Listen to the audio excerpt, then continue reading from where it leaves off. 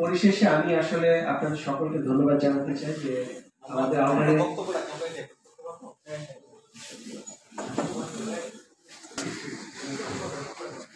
আপনারা এসেছেন। আমি শেষ কথা আমার একটাই,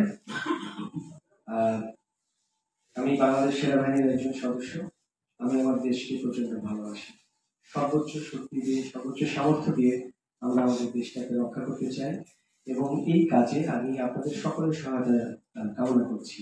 আমাদের সামনে অনেক বড় দায়িত্ব আছে। আমাদের ডিস্ট্রিক্ট অ্যাডমিনিস্ট্রেশন, পুলিশ অ্যাডমিনিস্ট্রেশন এটাকে অ্যাক্টিভ করতে হবে। আপনারা যেহেতু সমাজের সচেতন নাগরিক এবং সাংবাদিক, জাতির বিবেক হিসেবে পরিচিত, আপনাদের অবস্থান থেকে আপনারা আমাদের সর্বোচ্চ সহায়তা করেন। পুলিশদের কাছে যান, থানায় ভিজিট করেন, আপনারা তাদের সাথে একটু ইন্টারাকশন করেন যাতে তারা নিজেদের আত্মবিশ্বাসটা ফেরত পায় এবং আমরা সকলে মিলে এই যে দেশের ক্রান্তিকাল সংকটময় মুহূর্তে আমরা যেন আমাদের অর্পিত দায়িত্ব সঠিকভাবে পালন করি। আমরা যেন আমাদের যে কমিউনাল হারমোনি আছে, যে সৌহার্দ্য আছে, সেটা যেন নিশ্চিত করতে পারি। বাংলাদেশের কোনো মানুষের যেন কোনো দুর্বৃত্ত কোনো ক্ষতি করতে না পারে, সেটা যেন আমরা সকলে হাতে হাত মিলিয়ে, কাঁধে কাঁধ মিলিয়ে, সেনাবাহিনী, বেসামরিক প্রশাসন, পুলিশ প্রশাসন, জনগণ, ছাত্র সকলকে সাথে নিয়ে যেন আমরা এটা নিশ্চিত করতে পারি।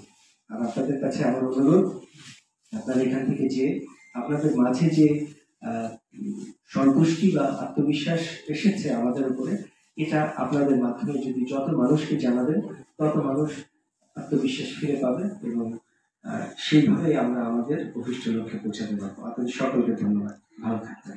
একটা ছোট বিষয়, যদি এই কথা বলার সুযোগ থাকে, বাজারে যে দ্রব্যমূল্যের লিস্টটা করছে এটা সেনাবাহিনী কর্তৃক না, এটা আমরা নিশ্চিত করছি।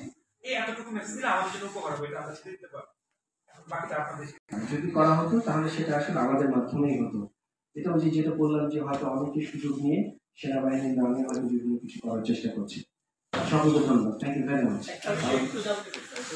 এটা আসলে যখন ছাত্র প্রতিনিধিদের সাথে আমরা কথা বলি তখন আমি ডিসি মহোদয়কে রিকোয়েস্ট করেছি এবং একটু বলেছি যে দ্রুত এটা যদিও মন্ত্রণালয়ের হাতে, বাট আপাতত এই জিনিসটা যাতে ছাত্র জনতা বোঝে যে তাদের যে দাবি দেওয়া ছিল বা যে পয়েন্টটা ছিল সেটা আমরা আমাদের লেভেলে যতটুকু করা সম্ভব, আমাদের আন্তরিকতা, আমাদের যে প্রচেষ্টা আছে সেটা যাতে আমরা তাদেরকে বোঝাতে পারি, সেই জন্য ডিসি অলরেডি এফেক্টিভ অ্যাকশন নিয়েছে। এটা রোডস অ্যান্ড হাইওয়েজকে বলে আমার মনে হয় এটা অলরেডি বন্ধ করা হচ্ছে, চিঠি দিয়ে বন্ধ করা হচ্ছে।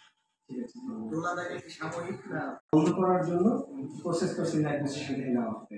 ঠিক আছে, থ্যাংক ইউ।